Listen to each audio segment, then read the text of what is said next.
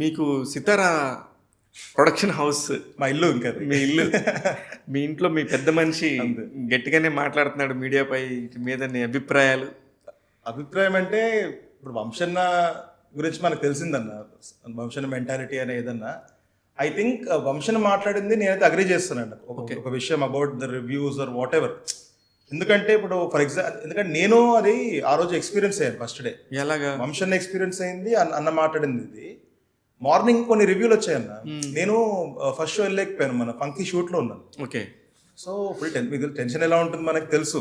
Release రోజు reviews లో second half అదని ఇదే ఏదో కొంచెం చిన్న చిన్న రాశారు. ఇలా నాకు అర్థం కాదు. మా వాళ్ళకి అందరు కాల్ చేస్తాను, ఏడీస్ కి వీళ్ళందరికి. వాళ్ళు ఇంకా షోలో ఉన్నారు. షో అయిపోయినాక మన డైరెక్షన్ టీమ్ లోంచి, అంటే నేను చాలా ట్రస్ట్ చేసే అతను ప్రణయ్ ఏదన్నా చెప్పేస్తాడు. ప్రణయ్ చేస్తే అదిరిపోయింది అన్నాను, బ్లాక్ బస్టర్ కొట్టేసామన్నాను.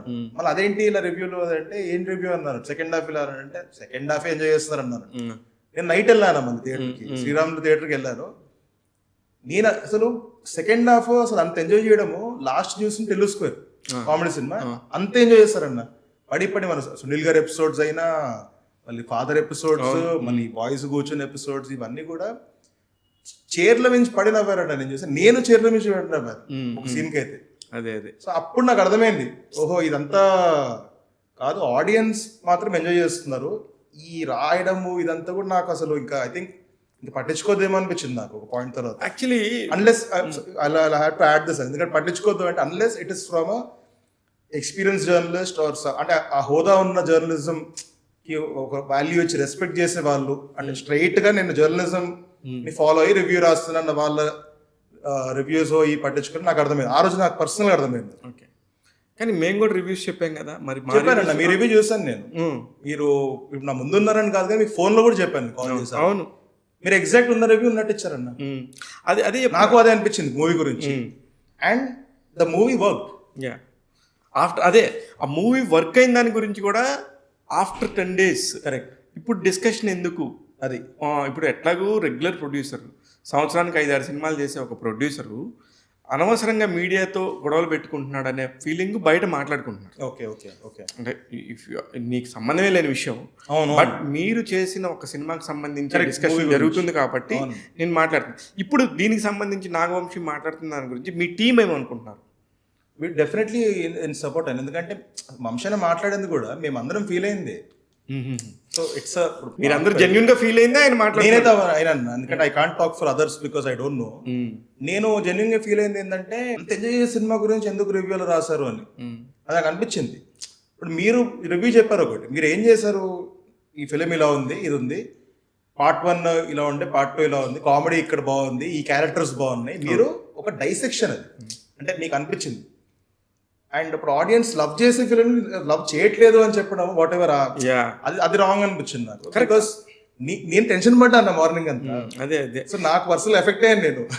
అదే అర్థమైంది. ఇప్పుడు మీరు చెప్తుంటే నాకు కూడా, అంటే అంత ఎఫెక్ట్ అయ్యేది ఉంటుందా అంటే ఉంటది అని చెప్పి మీరు చెప్తుంటే నాకు తెలుస్తుంది. ఎవరికి పెయిన్ వస్తే అంతే కదా, వాళ్ళకి తెలుస్తుంది. నాకు ఓకే వాళ్ళకి పెయిన్ వచ్చిందా అంటే ఆ పెయిన్ నేను అనుభవించాను కదా. కరెక్ట్. అలాంటప్పుడు నాకు తెలియదు. జీవి గారు రివ్యూ రాశారు, చాలా చాలా కరెక్ట్ రాశారు జీవి గారు రివ్యూ. జీవి గారు ఇప్పుడు దాకా నేను రెస్పెక్ట్ చేసే జర్నలిస్టులు మీరైనా జీవి గారు అయినా, ఎందుకు అంటే ఇట్స్ నాట్ దట్ మనకేదో బాండ్ ఉందంటే, బాండ్ ఎందుకు ఉంది అంటే because of the respect that I have towards you or GV గారు. క్రాఫ్ట్ మీదైనా వాళ్ళకి ఎలా సినిమాలు ఎలా జడ్జ్ చేయాలో తెలుసు.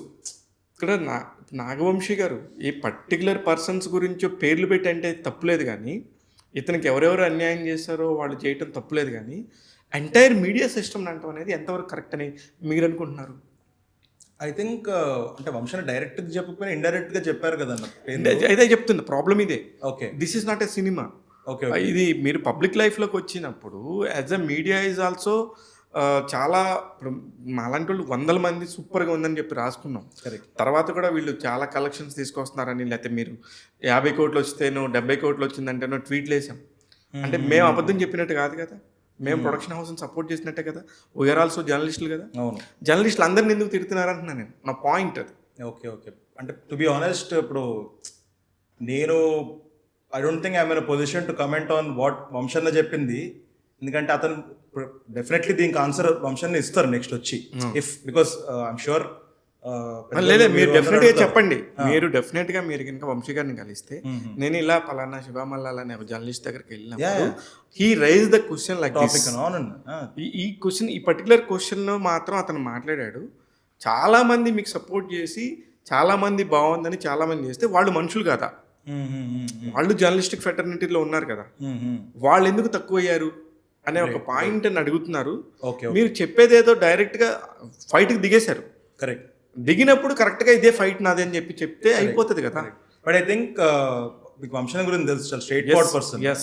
100% మీరు అడుగుతారు, వంశన విల్ గివ్ పర్ఫెక్ట్ రిప్లై అన్న దానికి. What ever. ఎందుకంటే నేను కూడా ఇప్పుడు చెప్పమని చెప్తున్నా.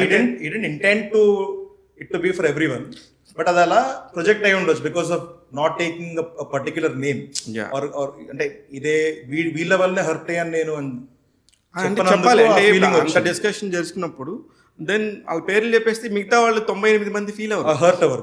మిగతా ఐ థింక్ నోయింగ్ వంశన్న he will definitely come and talk whenever the question is raised. చెప్తారు అతను.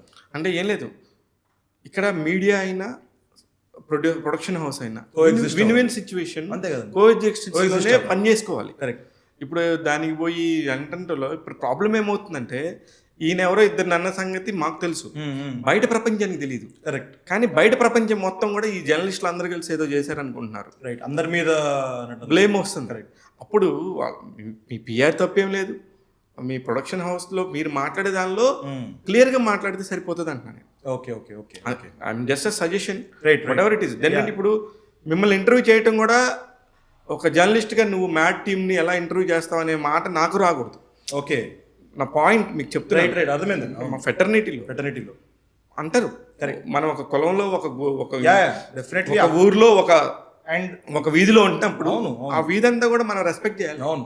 అది నేను డెఫినెట్గా నా జర్నలిస్టుల కులాలని నా జర్నలిస్టులని నేను డెఫినెట్గా నేను సమర్థించుకుంటాను. అది పాయింట్ వీళ్ళు పర్టికులర్గా ఈయన తప్పు జరిగిన దగ్గర ఈయన ఖచ్చితంగా ఇది జరిగిందని చెప్తే తప్పేం లేదు. కరెక్ట్. కాకపోతే స్పెసిఫై చేయమంటున్నా. కరెక్ట్. ఇప్పుడు నేను చేయని తప్పుకి నువ్వు నన్ను అన్యాయంగా తిట్టినట్టుగా నేను ఫీల్ అవ్వకూడదు కదా. అది ఇప్పుడు నీకు నాకు ఎంత హెల్దీ రిలేషన్ ఉంది. అవును. కరెక్ట్. బట్ నువ్వు కూడా ఇప్పుడు వచ్చి మాట్లాడుతున్నప్పుడు ఆ వంశీ అన్న వైపు నుంచి నేను తీసుకుంటాను కరెక్ట్ అని చెప్తున్నావు. That's your point. నా పాయింట్ ఆఫ్ వ్యూ. నీ పాయింట్ నాకు క్లియర్గా చెప్పావు. నేను ఆ రోజు ఫీల్ అయింది అబౌట్ అది కూడా మీరు కరెక్ట్గా మాట్లాడారు. కరెక్ట్. ఇంత క్లియర్గా మాట్లాడితే దానికి వాల్యూ ఉంటుంది అని. Correct correct. నేను మీకు చెప్పాను కూడా, ఇప్పుడు జీబీ గారు రాసిన రివ్యూ చదివాను నేను. Yes yes. అండ్ అబ్సల్యూట్లీ నాకు ఆన్ పాయింట్ అనిపించింది.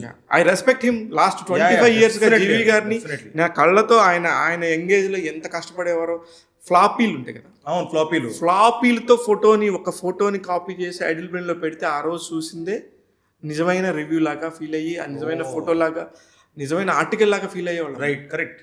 ఆ రేంజ్ నుంచి ఇప్పుడు డిజిటల్ యుగం మారిపోయిన దాకా he's sustaining and doing the right thing. And ఎందుకంటే వాట్ ఐ బిలీవ్ అని లైఫ్ మీరు సస్టైన్ కావడం కంటే రైట్ థింగ్ చేసుకుని సస్టైన్ కావడం అసలు almost impossible. Exactly. That is my point. అందుకనే హీఈస్ ద ఓన్లీ జర్నలిస్ట్ అని ఇప్పుడు మీరు మాట్లాడుకున్నప్పుడు మీకు జీవి గారు తెలుసు కాబట్టి ఉన్నారు. అంతే. నేను అనేది మీ పాయింట్ ఆఫ్ వ్యూలో అతనే కరెక్ట్. నాకు తెలిసి అలాంటి వాళ్ళు ఒక 20 మంది ఉన్నారు. ఈజీగా ఉంటారు. ఎందుకంటే మీ ఫ్రెటర్నిటీ అది నాకు తెలుసు. 100 members ఉంటారు మోస్ట్లీ. దాంట్లో మీరు అన్నట్టు 20 మంది జెన్యున్ గా కష్టపడడం కూడా కాదు, కానీ జెన్యున్లీ ఫాలోయింగ్ జర్నలిజం. అంటే వాళ్ళు చేసుకుని వాళ్ళు ఇక్కడ దాకా 100% షూర్ వంశన్న would have never meant it for them. But మీరన్న పాయింట్ ఏంటంటే బయట పబ్లిక్ అనుకోవచ్చు కదా అన్నది. ఎగ్జాక్ట్లీ నా పాయింట్ కూడా. ఇప్పుడు నన్ను పర్సనల్గా పిలిచి మీ రివ్యూలో తప్పు ఉందంటే ఎస్ నేను సరి చేసుకోవటమో లేదా నా పాయింట్ లేదా నాకు ఇందుకు ఇలా అనిపించిందని చెప్తారు. అది